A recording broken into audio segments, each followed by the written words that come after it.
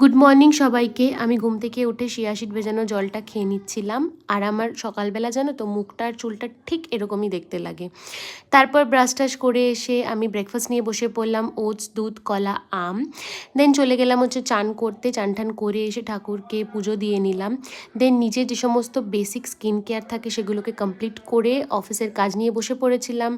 তারপরে লাঞ্চের টাইমে আমার খিদে পেয়ে যাওয়ার দরুন মা আমাকে লাঞ্চটা দিয়ে গেল। আর আমি বাড়িতে থাকলে এরকম মেঝেতে খেতেই পছন্দ করি।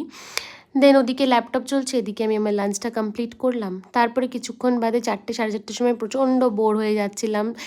আর তারপরে সন্ধ্যাবেলা একটু সেজেগুজে আবার বাইরে বেরিয়ে পড়লাম। কিছু মিষ্টি দোকান থেকে মিষ্টি এবং তোমার মিয়া মোড়ে থেকে কয়েকটা কেক নেওয়ার ছিল। তো সেই সমস্ত কিছু কমপ্লিট করে দেন আবার নাচতে নাচতে বাড়ি চলে এলাম। বাড়িতে এসে আমি যে প্রত্যেক দিনে যে আমার যোগাটা থাকে সেটাকে কমপ্লিট করে নিয়ে দিনটাকে শেষ করলাম।